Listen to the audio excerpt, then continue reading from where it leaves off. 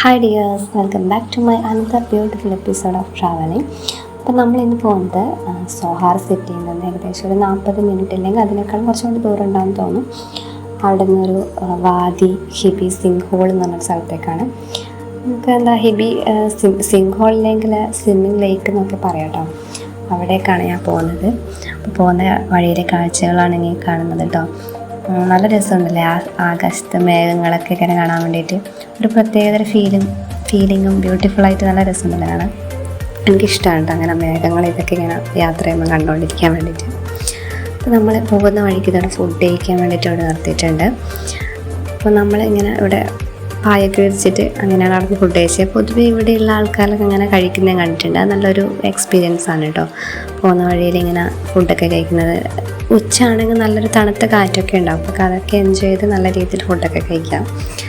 Food കഴിച്ച് നമ്മൾ വീണ്ടും യാത്ര പുറപ്പെട്ടു.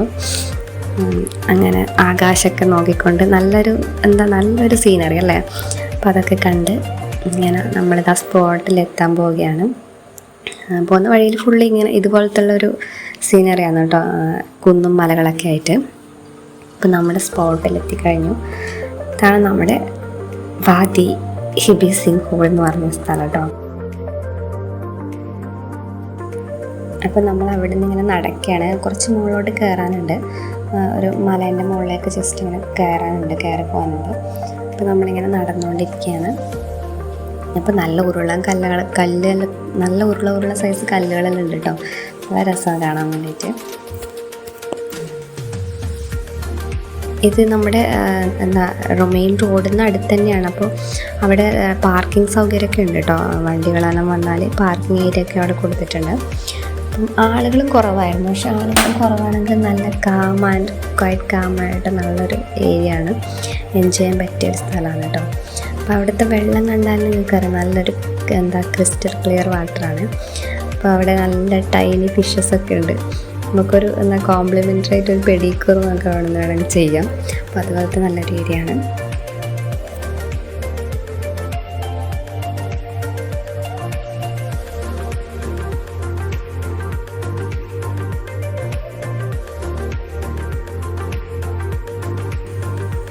അപ്പോൾ എല്ലാവരും അവിടെ നിന്ന് കുളിക്കുന്നൊക്കെ ഉണ്ട്. ഞാൻ അങ്ങനെ കുളിക്കാനൊന്നും വെള്ളത്തിലൊന്നും കഴിയുന്നില്ല. ജസ്റ്റ് കാലൊക്കെ കഴുകുകയൊക്കെ ഞാൻ ചെയ്തിട്ടുള്ളൂ. അപ്പോൾ താഴെ നിങ്ങൾ കാണുന്നുണ്ടോ കുറേ ആൾ വെള്ളത്തിൽ തുള്ളലും കളിക്കലൊക്കെയാണ്. നല്ലൊരു ഫീലിംഗ് ആയിരുന്നു.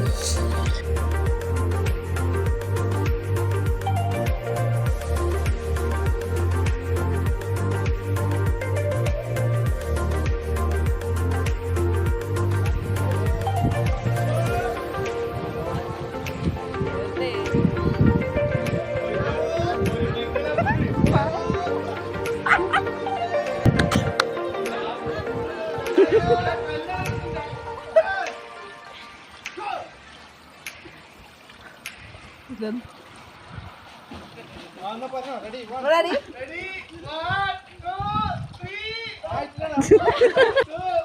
3.